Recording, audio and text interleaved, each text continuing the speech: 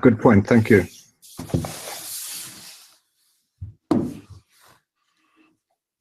Okay, so there's been this planning around multi-cluster, what has become known as multi-cluster, and an in-person meetup happening next week, I believe.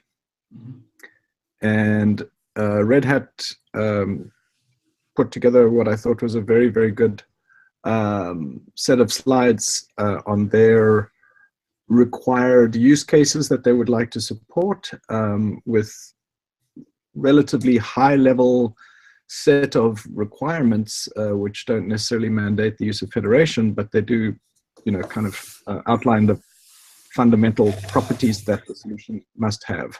For example, an observer observing the state of clusters and taking certain actions. So I would strongly recommend everyone please read that if you haven't yet. Add your comments. I think that's a very useful platform from which to have the discussion that we plan to have next week. In particular, I think it'd be really useful if Google in particular, who I know has some thoughts around alternative approaches and use cases that they would like supported, to either put together an equivalent similar document or to annotate the existing document with whatever it might be missing that Google would like to support. Any more comments, questions around the multi-cluster discussion? If not, we'll move on. Okay. Christian. Yeah, I just wanted, we're gonna probably amend that document or add something to that document, make that available midweek so people can consume it before the meetup face-to-face next week. Awesome. Also, I had some questions. If anyone had concerns or wanted to add something, wanted to remove something from the agenda next week. So the draft-ish agenda is in the invite. So if you want something that's not in that draft, please note it now so that we have a chance to actually make time and coordinate amongst everybody. Yeah, that's a good idea. I did make a bunch of comments when it first came out. I haven't looked at it in the last few days. I don't know to what extent it's changed, but I'll personally have a look at it, and yeah, would encourage everyone else to do the same. Cool. And I did include your suggestions on how to lay out the use case, problems, resolution. So I think that should be included in the agenda right now. Oh, cool. Maybe you could just add a link to the document in the notes there. Sure, I'll do that. Awesome. All right. I don't want to spend too much time on the design review stuff other than to just make sure that everyone's sort of aware roughly what the status of everything is, and give anyone the opportunity to call out blockages or anything that's being held up. So there's the federated read access design, which has been through quite a bit of review by a variety of people. Jean-Louis actually implemented most of that, I believe. I'm not sure if he's here today, but last I checked in with him a couple of weeks ago, he had most of it done. You can still make some input there if you want to. I think most of the interested people have at least made some comments in the documentation. But if you have any more feedback, it's, the code hasn't been merged yet, so, relatively minor changes, etc., can be accommodated. Per user cluster authorization, a bunch of us met yesterday at Google, tried our best to kind of narrow down what has been a long, drawn out and fairly complicated discussion, trying to narrow it down to the kind of key unresolved issues so we can try and resolve them and get an implementation in place. I think I can, so first of all, we kind of ran out of time, and I wouldn't say that we exhaustively explored the space, largely because we got stuck on one big unresolved issue, which took most of the time. But suffice to say, at the moment, there is at least one large unresolved issue, which I don't think we have a good solution to, and that is around piggybacking of unauthorized requests on authorized requests. I won't go into the details, but suffice to say, someone without the authority to do something can send a request which should not succeed in a given cluster, and would not if it was sent through as them, but then it can end up being piggybacked on the back of someone else's request who is authorized to make updates, and that's a kind of untenable situation. So we have to figure out a way around that, and we don't have a good answer to it yet. There are a few other, somewhat less major problems, like should we use this form of authentication or that form of authentication? How exactly do we keep track of group memberships? And I won't claim that these are totally resolved, but I think there's a general consensus that there are pros and cons to at least two different approaches to authentication, one involving impersonation and the other not. And I think there was general consensus that rather than try and come up with one true way of doing it and force everyone to do that, we would work towards giving people the option between, it seems like there are at least two reasonable options, both of which have pros and cons, and give administrators ultimate choice between the two with the appropriate guidance and explanation as to the pros and cons of the two different approaches. Is that for the rest of you who were there, is that a reasonable summary of where we stand there?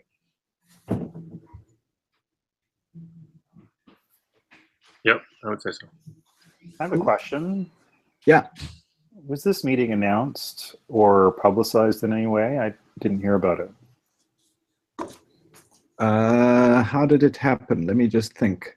So Nikhil wrote the original document, and I volunteered for Huawei to implement it, and I believe this was all done by the mailing list, but I stand corrected if that wasn't the case. And in order to make any further progress, we needed to basically figure out what the outstanding issues were in order to address them. Yeah, I'm not sort of concerned with the fact that you needed to have this meeting. I guess maybe something's wrong with my mailing system or something, but I didn't see any indication this meeting was happening so that if people were interested, they could participate. Sure. That may be my fault. It wasn't a general call for, and I guess in general we should figure out what. I guess it should have perhaps been more widely communicated, perhaps via the SIG, that it was occurring. It wasn't necessarily a call for like everyone to descend upon Google's campus and make input, so much as get the specific people who had done the design and were actively involved in implementing it to work through the final issues. Yeah, I don't know. I would say this is an example of people not being able to participate because they don't actually know about it. And I would hope that we could avoid this situation in the future. I think the whole point of being an open source development effort is that we encourage and facilitate participation. In this case, it doesn't really sound like that happened. So I think that's like just for future, we can maybe try and avoid that. I think that's fair criticism, and I can take responsibility for that. I guess I just Nikhil asked for help. I offered to help Nikhil, and that's sort of how it happened. But yes, I think you're absolutely right. It could have been more widely publicized, and other people could have participated. Point taken. Thanks. Federated stateful sets. I don't know if Irfan is present. Yes, I'm there. Do you want to give us a very brief update on the status of that design and implementation? So design-wise, whatever feedback or comment that I did get from the community on the PR, I have tried to take the feedback and update the design as much as I could. Implementation wise, I could raise the APIs PR probably this week, and the controllers and all can follow. Okay, so the implementation is not done yet. Implementation is not done yet. Yep. Okay, is that because the design is not approved or because of time constraints? Half because of design is not approved, and I am not really giving time for it. Okay, so a combination of both. Are there any kind of stumbling blocks there that general approval of the design? I don't see any, Or but small but details? there's one point which will need to precede this. That is a decision that we need to do this on top of the sync controller or a standalone controller itself. If you do it on top of sync controller, I would need to do a couple of PRs which modify that in some fashion, and I'll need some review from probably Maru on that. And given the history, that was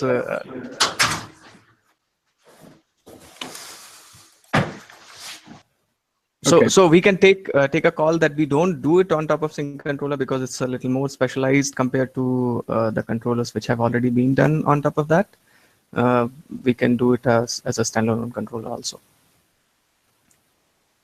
Yeah, I think from my recollection, I had a look at some code recently based on sync controller, in particular, what was it? Federated ingress, I believe, has been. No, not ingress. Yes, it was ingress. No, it was not. It was. You might have seen, yeah, replica sets were the last to move, and I have some open PRs on HPA, which is based on that. Yeah, so replica sets seemed to have been ported successfully, and I think that was kind of like the difficult one because it has some scheduling stuff, etc. It's not clear to me that we should implement any more controllers not based on sync, but I'm happy to hear alternative views on that. Yeah, as I mentioned, if we have to see the way replica set has been ported, as you mentioned, is specify another type, which is called scheduler type, and exposes a couple of interfaces. So other controllers have to sort of conform to those interfaces. Yes. Well, we can evolve it. It's not really fixed. I mean, correct. That's what I mean. So if I have to move this, I'll have to evolve that. Basically, I'll have to update that, yeah. And that needs some work. Okay, I understand. It sounds to me, and feel free to disagree, that's the right way to go, as opposed to implementing another controller not based on sync and then having to port it later. I think the main reason I would advocate for using the sync controller is it's not just the controller, it's also the testing around it. Integration, I agree. And upgrades. So if we can use that, we kind of get a lot of that infrastructure for free as opposed to having to do it bespoke. Well, not only that, but if the framework for the stuff is insufficient, if the sync controller cannot accommodate general controllers, then it seems like we should fix it sooner rather than later. We have quite a lot of stuff in the pipeline that is of that nature. Resource quota also gets scheduled into different clusters, etc.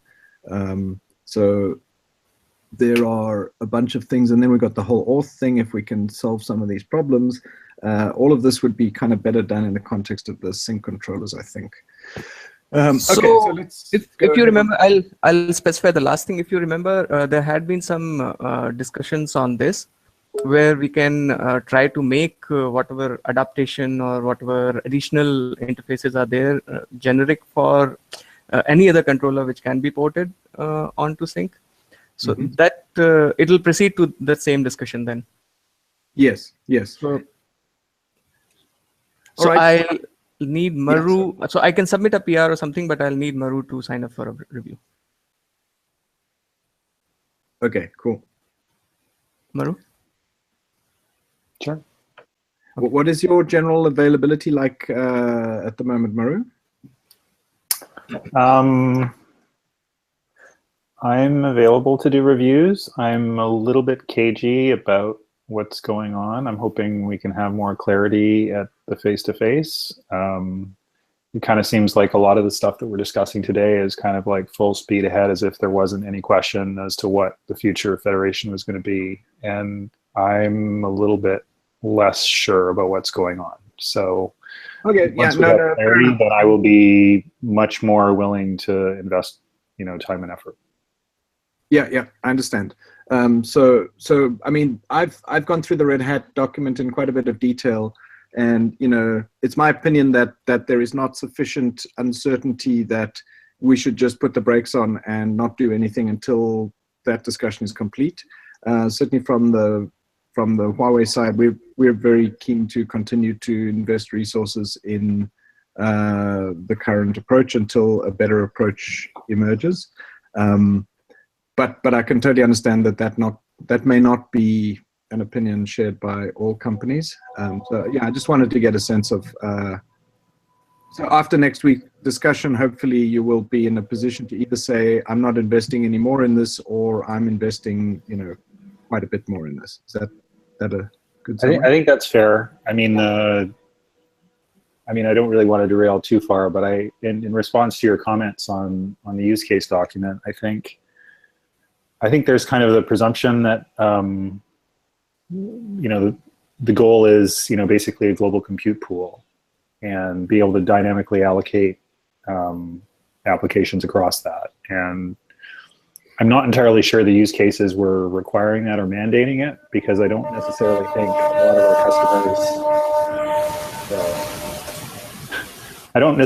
lot of our customers are kind of at the level where they can even consider, a global compute pool as like an immediate near-term goal, because they just aren't at that level. And I kind of get that you and Google and other, organizations that have global applications are kind of, you guys are just a step beyond. I don't necessarily know that a lot of other customers are asking for that capability yet. They're more primitive in terms of the requirements. So. Yeah, and I saw your responses to my comments, and I rather than carry on backwards and forwards with comments, I thought it'd be better to discuss it in next week's meeting. But in summary, I wasn't going into it with an assumption of what people want. I was just taking the actual requirements expressed by Red Hat and trying to understand in more detail, what exactly they envisaged happening in certain scenarios, in particular cluster failure scenarios. It's all very well to say, we have this thing and it places some stuff in two clusters, but you have to understand, what happens if one of the clusters goes down. There are a couple of alternatives, and one has to be explicit about what the acceptable behavior is. And what the trade-offs are. And that was all I was really trying to tease out, not mandate that the behavior has to be X or Y, or it has to be a global compute cluster. The requirement was that, this thing should be able to split a job between two clusters. Then the answer is, the question becomes, what does that really mean? Anyway, I think probably better than. Sorry, I don't mean to just. I've already kind of blown the discussion. So maybe we can get back to what we're talking about and discuss that next week. Makes sense. We'll talk about that next week. All right. To add just one quick comment too, to just add some additional information. Like some of the use cases we're running across, and we'll update the docs and throw some stuff out there, is things like jurisdiction and policy too, which are also complex and also I think don't fit in like a global compute pool context. Mm-hmm. Right, and just how to manage that in an effective way for customers. Sorry, I didn't quite follow who was speaking there. Sorry, this is Jesse, Google. Oh, right.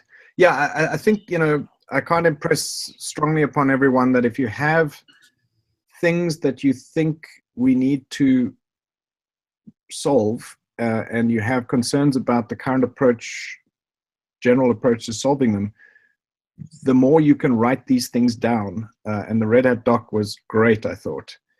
In very brief summary explaining what the actual use case is and what the fundamental requirements of the use case are. For example, not specifying that Federation must do this or a set of scripts must do that, but rather that, this is the user requirement, and in order to even start to address that, there needs to be an observer of some sort, which needs to be kind of long running and observe changes in the cluster, for example. And when it sees this change, it needs to be able to do these things. I think that was a very, very good way of approaching it. And if there are use cases that are not covered in there, I would strongly encourage you to use that as a model for expressing those, ideally before the discussion, just so that we have, a starting point. I would second that request, just because we're going to have a limited amount of face time available. I think it would be preferable if we had the opportunity to educate ourselves as to what the interests of the participants are before we get to the meeting, so we have time to try to find common ground as opposed to just learning about each other's respective goals. Yeah, makes sense. Cool. We're starting to run short of time, so I'm going to suggest we speed up a little. Resource quota is another one that I'm aware. There's a design that's been reviewed, I think, fairly extensively. Wajan mentioned to me, I don't know if he's here today, but he has been kind of swallowed up by some other project work, so he's not able to make a lot of contribution to that immediately. I can update on that. I sort of co-authored that. So yeah. We got a couple of comments, a couple of review comments from the community, and taking care of the comments is underway. There is some update needed in the algorithm, which we are pending on. So we'll do that soon. Okay, great. That is about the design. Implementation wise, ideally we should follow once the design is approved. Yeah. And if any other companies have an interest in that, obviously feel free to put your hand up and assist either with finalizing the design or with the implementation. I think that would be well received. 1.8 tasks. I just kind of wanted to remind everyone that we did go through a prioritization exercise, and there was a bunch of stuff that was identified by various companies as being things they wanted to work on. I don't think we need to go through that in great detail. Perhaps after next week's face-to-face meeting would be a more appropriate time to do that. I think there has been a general,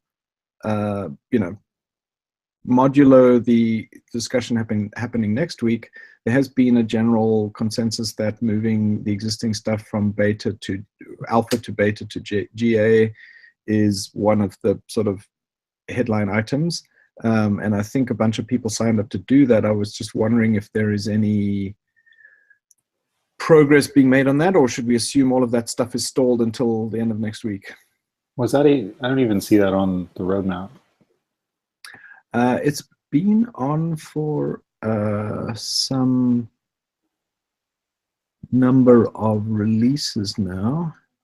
Well, we've had the kind of nebulous idea that we're just moving individual APIs from, beta GA, but like, I think to me that's I'm not sure how useful or valid that is if the entire feature can't be considered beta. No, it was a more general thing. Well, okay. So if I look at the roadmap, I don't see a general idea of doing that. There were action items that at least I considered important sort of things to move us forward towards stability or productization.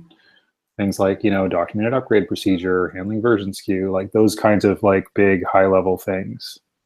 But there wasn't like an action item like we're going to move to beta or GA that I can see on this list. Please correct me if I'm wrong.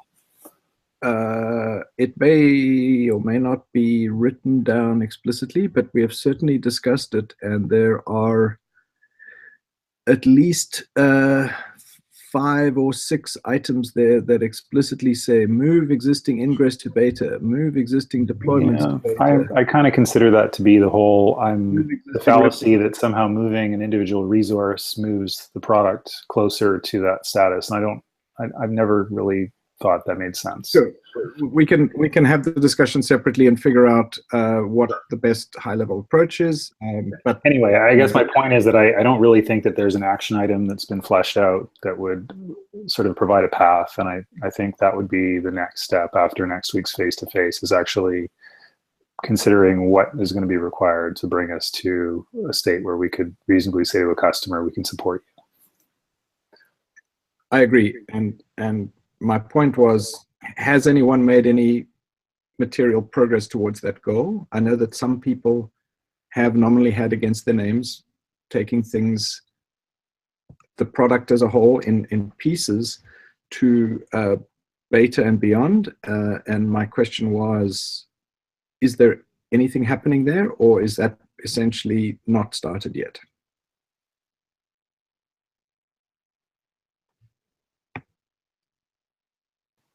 I would assume that it just hasn't been started, or Okay. it's stalled. Sounds good.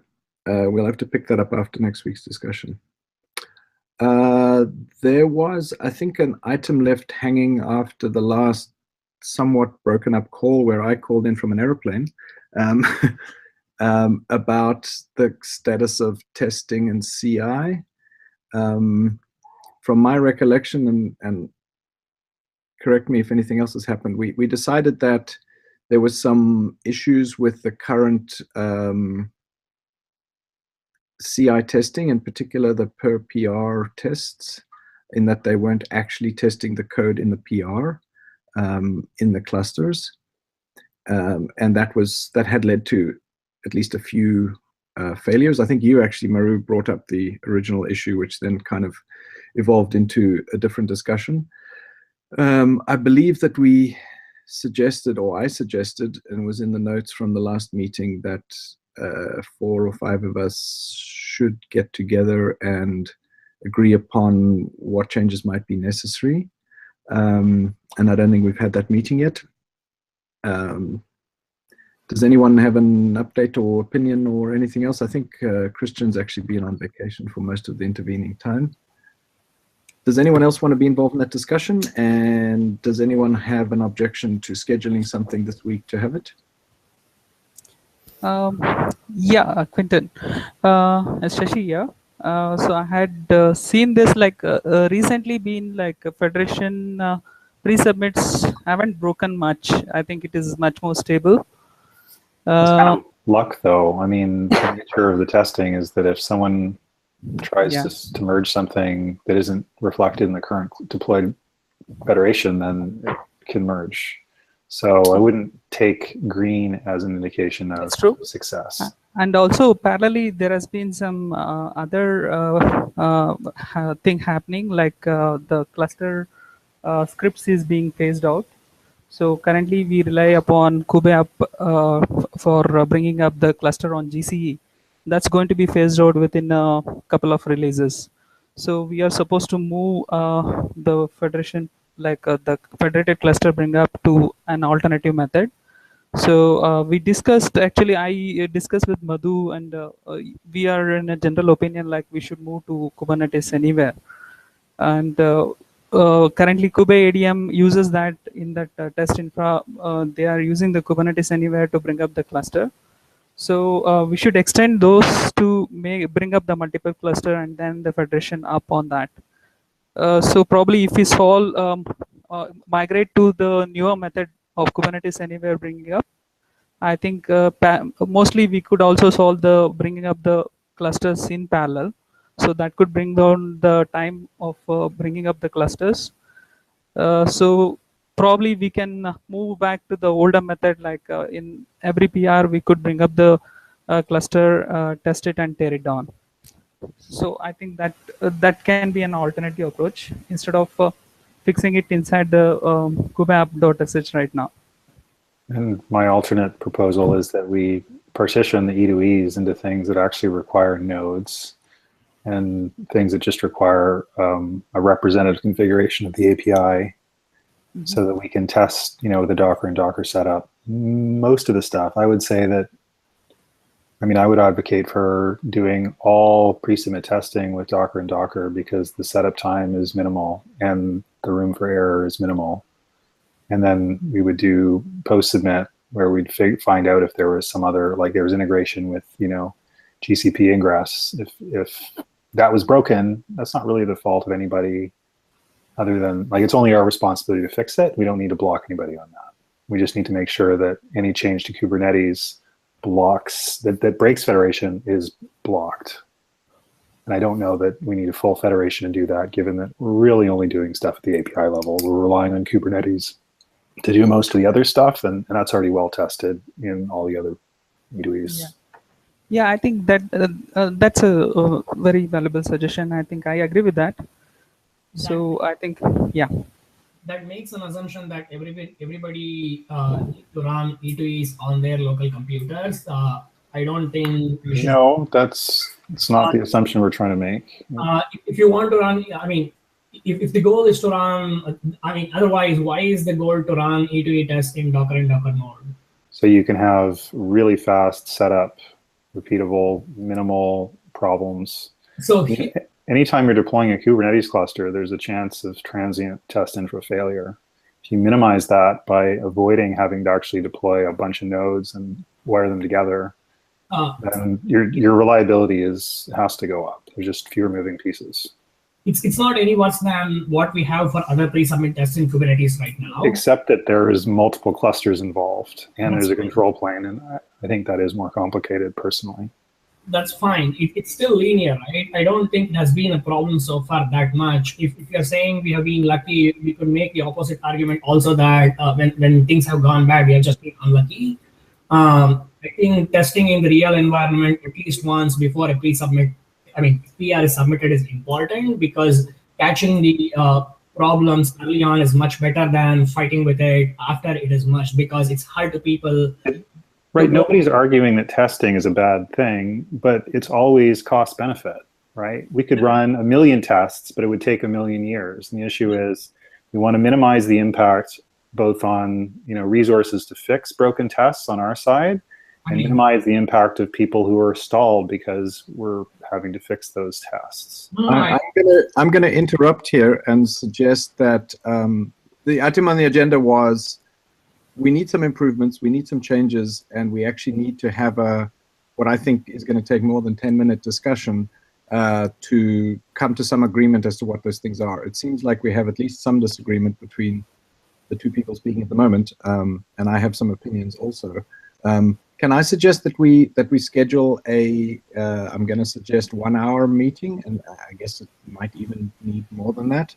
But let's start perhaps with 1 hour between the interested parties to try and sketch out, what the current problems are, what the potential solutions to those problems are, and try and reach some kind of consensus as to what we need to do to resolve. Can we decide the time also now? I mean, it will be great if we can do that. I think that's a very good idea. And one more input, as Shashi mentioned that there is some drive of phasing out the cluster scripts, the cluster directory. Yes. So I guess Madhu signed up, Madhu, and I think I and Shashi will also attend that. So there is an item in the SIG of cluster. Which one is that, Shashi? You can confirm. Cluster lifecycle. Lifecycle, yeah. So that meeting is on 4th. So we probably can have a meeting beyond that. So that sounds like this coming Friday. You're saying we can't Yes. resolve those until that meeting has happened? No, I am saying that it'll be good if we have some inputs from there also. Okay. Can we target this Friday for the meeting around testing? Yes, we can have that. We can do that. I think that probably is Friday evening for you, Shashi and Irfan. Is that problematic? Yeah. What time is the meeting on Friday that we want this testing meeting to be after? Because if that meeting is at like 10:30, will it be too late? No, I think it's at 9 or 9:30 in the morning. Okay. Hold on. I can just check. I think it's 9 a.m. PT. Okay, should we shoot for 10 a.m.? That works for me. Yeah, I think should be fine. Yeah. I'll send out an invitation for 10 a.m. this coming Friday. Maru also is fine with that time. I guess he should join, right? Yeah, that's fine. Cool. Madhu? Yeah, sounds good. Oopsie.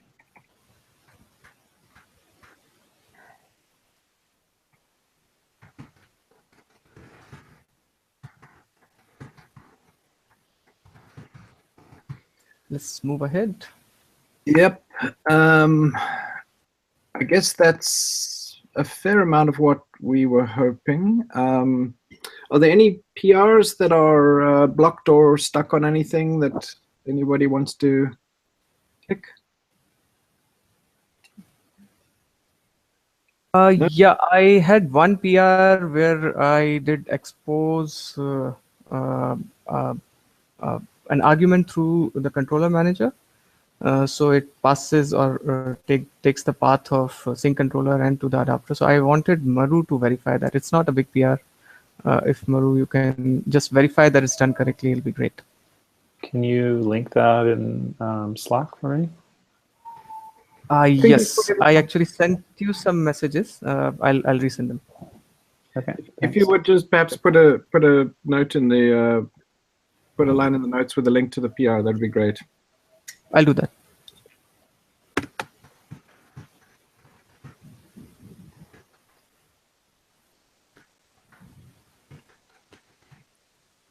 Anything else? I know I've got quite a few assigned to me and that I'm working my way through. I'm not unaware of them, and I'm hoping to clear the backlog in the next day or two. I was away half of last week. Yours in particular, Irfan, I think you've got a couple queued up behind me, and Shashi, maybe one or two as well.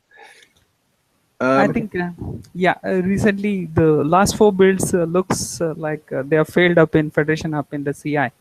Looks like some resource leak. We need to clean it up, I think. Sorry, I missed. So was that under testing? You're saying the testing stuff is flaking because of resource leaks? No, but the CI builds, I think, is failing. Probably because of the resource quotas. I think we need to keep cleaning them, right? I think there were some leaks. I think I see a lot of networks this thing in that build as leaked. So I think yeah, Madhu or Christian, I think yeah, you can clean it up. We can take a look at that and go fix that. Sure. I don't think it's resource leaks though, because I haven't seen resource leaks. Okay. Yeah, I saw a lot of network rules, firewall rules in the list. Which sorry, I missed the first part. Which suite is this? This is that GC test grid. The main one? Yeah, main one. Oh, okay. Okay. We should also ping the on-call, and on-call should do this. Let's get this started. Oh, okay. We got one green build now. Okay. Who's the on-call this week? For Federation, I am. Cool. So will you take a look at that? Was that Jonathan? I will. Yeah. Excellent.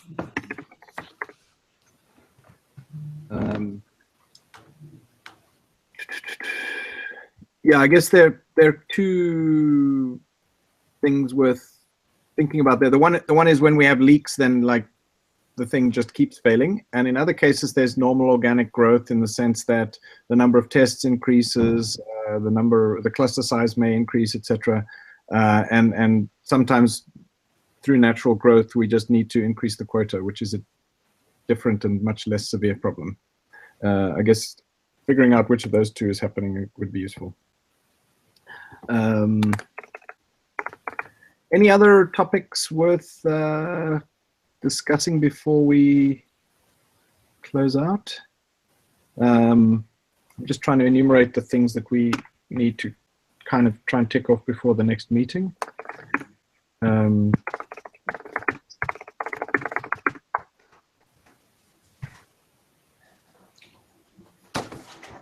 Sounds like no. Yeah. Cool. Thank you, everyone. Thank you. I guess the next meeting will be in 2 weeks' time, and we should have lots of exciting updates. We'll try and publish some minutes from this meeting next week before then, just so everyone has a chance to see what's going on and digest them. Thank you. Yeah, Sounds awesome. good. Thank you. Take care.